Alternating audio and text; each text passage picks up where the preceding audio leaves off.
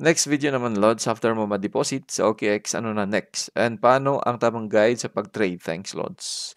I think ready na si Sir ma-stress. Ready na si Sir explore ang trading industry.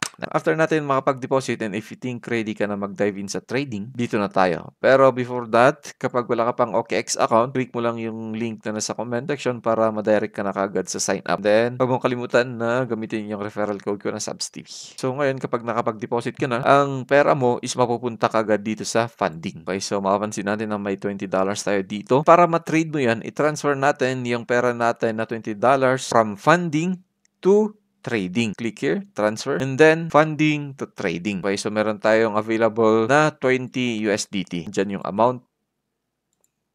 Transfer. Check natin kung pumunta na dito sa trading yung pera natin. Ayan, pwede mo na siyang i-trade. Next, punta tayo dito sa trade na ito. And then, mapapansin natin ang spot and then futures. Ano ba yung difference ng spot at futures trading? Alright, dito muna tayo sa spot. Sa spot trading, bibilhin mo yung asset or crypto at a certain price. Let's say, for example, bibili tayo ng Bitcoin sa kanyang current price ngayon. So, yung current price ni Bitcoin ngayon is, 7K. I-check ulit natin kung nasa spot ba talaga tayo. Click lang natin yung arrow na to. Sure na andito tayo sa spot.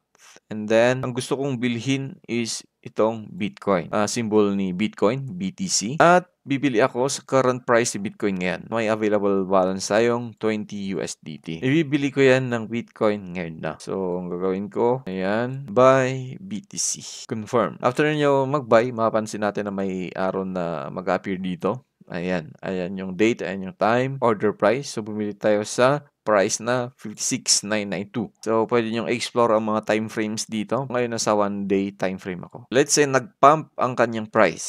So, nag-buy tayo at this level. Lagyan natin ng horizontal line. Ayan. At ayan, nag-buy tayo at this level. And then, after a couple of days, sabi na natin, after 3 days, nag-pump si Bitcoin ng 20%.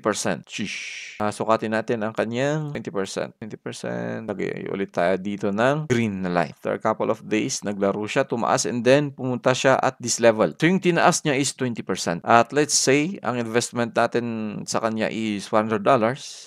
So, ang profit natin doon is $20 basing sa example natin na $100 na investment natin. So, yun ba? $20 ka na kagad. So, ngayon, ang ginawa mo, pumunta ka sa tropa mo, kinuwento mo na nagka-profit ka kagad dito sa crypto. Pero mind you na hindi taas lagi ang galaw ni market. Pwede siyang tumaas, pwede siyang bumaba. Anytime, pwede tayong malugi. Balik tayo sa madaling salita. Ang spot trading, it's a direct ownership of an asset. So, hindi lang Bitcoin ang pwede nating bilhin dito. May mga pairs dito like Ethereum, XRP, Sol, Dodge, Pol, Dogs, Ton, at iba pa. Madami pa dyan. So, mostly, ito is applicable long term. Again, basically, kapag gusto mong magka-profit dito, buy low, sell high. Pero ito ang tanong natin, kung sa tingin mo is, or analysis mo is babagsak ang price, merong way ba para magka-profit tayo habang bumabagsak ang price? Yes, sir. So, ito yung tinatawag na short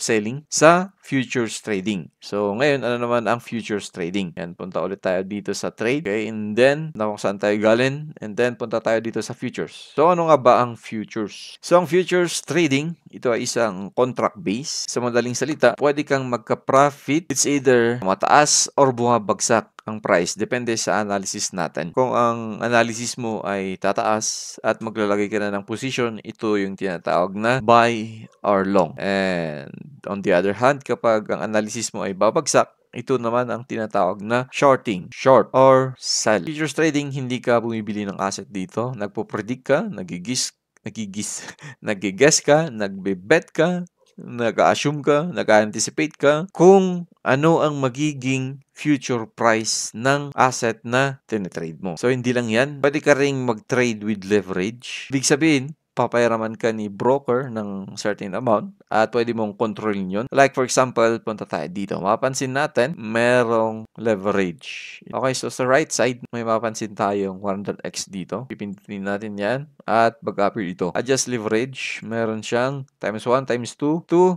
times 100. So, ibig sabihin, yan yung leverage or binibigyan ka ng buying power para matagdagan yung pang-trade mo. Available balance natin dito is $20.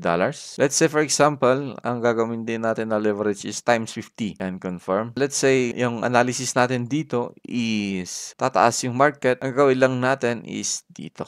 Yan. Yung $20 natin naging mapapansin natin buy long, meron tayong $968. Bakit nalagdagan? Yan yung leverage. Yan yung pinahiram ni broker sa atin. Ayan, kung gusto mong mag-trade sa current price niya ngayon, punta tayo sa market. Ayan, market, 50 leverage, isolated. Ayan, tapos 100% ng available balance natin. Buy na tayo. Ayun. So, kung titignan natin, meron tayong open position dito. Open position.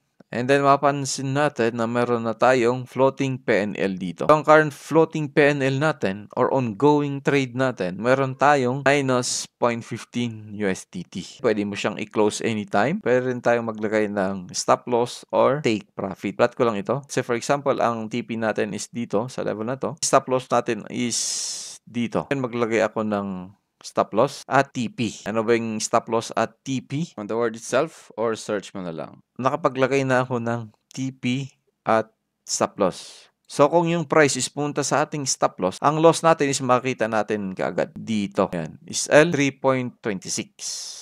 Okay, kapag na-hit yun, magko-close ka agad ang trade mo. Automatic na yun. Kung ma-hit naman ang yung take profit, mag-close din yun. I hope na nakapag-research ka kung ano talaga yung nangyayari dito. Kasi sobrang hirap at ongoing pa tayong nag-aaral. So, yun. I hope na nakatulong yung tutorial video natin na ito. And then, let me know kung may mga tanong pa kayo. Lagay nyo lang sa comment section.